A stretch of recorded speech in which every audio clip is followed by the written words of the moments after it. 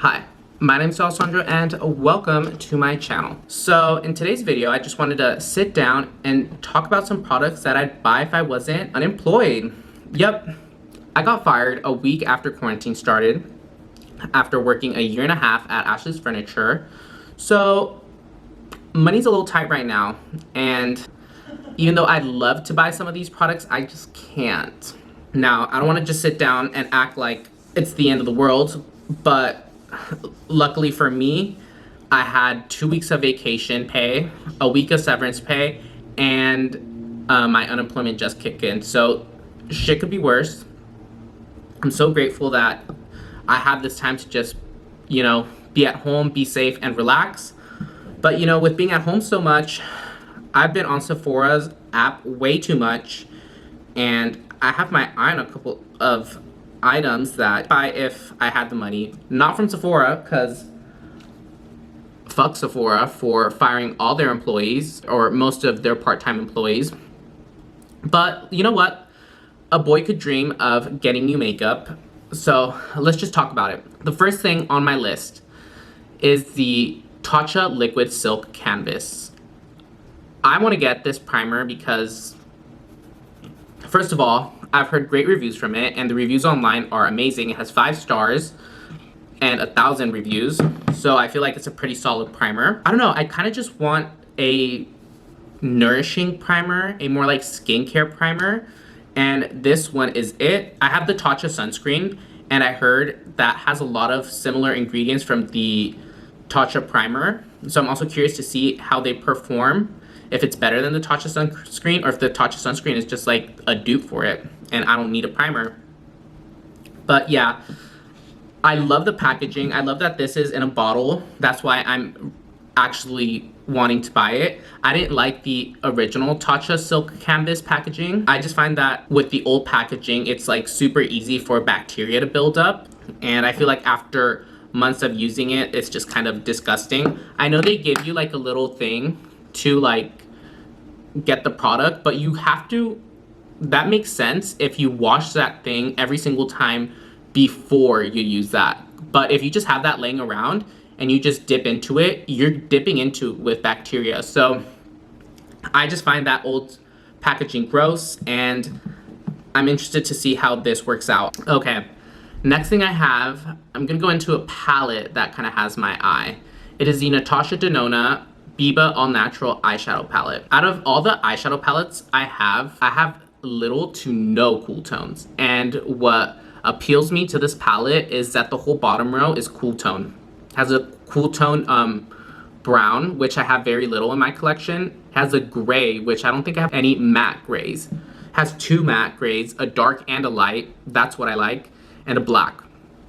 And like a cool tone peachy color. So yeah, that is what catches my eye most about this palette. I'm gonna keep looking for other cool tone palettes, maybe something more affordable, because I actually do want to spend my money on a cool tone palette to have the option of doing more cool toned looks. But this Natasha Denona palette's pretty cute. Next thing I have is the Armani Beauty Power Fabric Long Wear High Cover Foundation with SPF 25. This actually has an allure little stamp of approval thing. I don't know how legit that stamp of approval is, or if companies just buy it, but usually pretty good products have that little stamp. The reason why I want this, now, I usually stay away from matte foundations. Even though I have combination skin, I don't like matte foundations. I feel like it just emphasizes my pores and my texture, and no. We don't like that. But I would like to find a good matte foundation. I'm currently wearing, at the moment, the Giorgio Armani Luminous Silk Foundation, and I really like it. It's sheer medium right off the bat, but you could build it to like a solid medium coverage. As far as luminous, it's not luminous right off the bat. When you first put it on, it's like a soft matte, and it kind of just gets luminous as you wear it. But right off the bat, it's not like, holy shit, this is like hella dewy. Which I kind of like, because I feel like if it would be really dewy from right off the bat, this wouldn't wear really good throughout the day. I'm actually wearing the Power Fabric Concealer right now. It is a soft matte. It's not like hella matte. It's not like Too Faced Born This Way or Tarte Shape Tape Concealer Matte, but it's a soft matte skin-like finish, which I like. Is it the best concealer? I don't think so, but it's a pretty solid concealer, and I feel like it does blur a bit under my eyes. So I like it, and that's kind of why I want to try the Armani Power Fabric Foundation. Now for concealers, Giorgio Armani actually released a Luminous Silk Concealer, and I'm really interested to try that one. That's one of the ones that I'm most interested because I love a luminous finish, and this Luminous Silk Foundation, like I said, is a pretty bomb foundation. So I wonder if the concealer is as bomb as the foundation. Usually dewy luminous concealers crease more, so I wonder if this one creases. Next in concealers is the Dior Forever Skin Corrector Concealer. The reason why I'm interested, I have the original Dior Forever Concealer. This one, I hardly ever use it. I don't even remember how this is, but I've seen a lot of bad reviews about this concealer. So I want to see how this Dior Forever Concealer is. I think they came out with this kind of recently, and I've seen some good reviews about it. I'm a pretty big fan of Dior products. I love their Dior Face and Body for like more natural days. I love the Dior Forever Glow Foundation. It's such a pretty finish and leaves your skin looking so juicy. I love the Dior Air Flash. That is like my favorite foundation. And the only foundation I'm not too much of a fan of is the Dior Forever foundation, the regular one, the matte one. I find that it does wear nice, but like the first hour or two, I feel like it's a little too matte for me, and it kind of emphasizes my texture. But as I get more oily throughout the day, I find that it looks nicer. The rest of their complexion products are bomb. So I'm really interested to see how this concealer performs. This concealer is supposed to be a full coverage, natural finish concealer, a 24-hour wear concealer. So yeah, I'm pretty interested to see how that looks. Okay, next thing I have on my list is the Fenty Beauty Match Sticks Glow Skin Stick. This is supposed to be like translucent basically, and just supposed to add glow. It has like no shimmer. It's new, and it's actually sold out and only $12.50 at Sephora, half price off. But it has 3 stars and only 20 reviews, and people do not seem to like it. So I don't know if I'm interested to swatch it. I was hella interested to buy this, and when I saw that it was $12.50, I was like, I'm sorry, I'm buying this. I'm sorry, I'm buying this. I know I said I wasn't gonna buy anything from Sephora, but when I saw that it was only $12.50, I needed to get it. But it sold out, and I don't know how I feel about it now that I read all those negative reviews. Next thing from Fenty Beauty is their cream bronzer. I'm interested in the bronzer and their contour shade. I'm not too interested in the blush. Maybe. I'm a little interested in the blush, actually, I'm not gonna lie. Not all the shades, but a couple, because I feel like I could have a bit more colors for cream blush. I have all the Nude Sticks Dewy Cream blushes and a couple of the Benefit cheek tints, but that is it. I feel like I could pick up some new cream blushes, but the ones that have my attention is the cream bronzers. I only have one cream bronzer, the Huda Beauty cream bronzer, and I really like it, but I want to see if there's more stuff out there. This really caught my attention because of how cool tone the cream contours are. Now, it is hard to find a cool tone cream contour.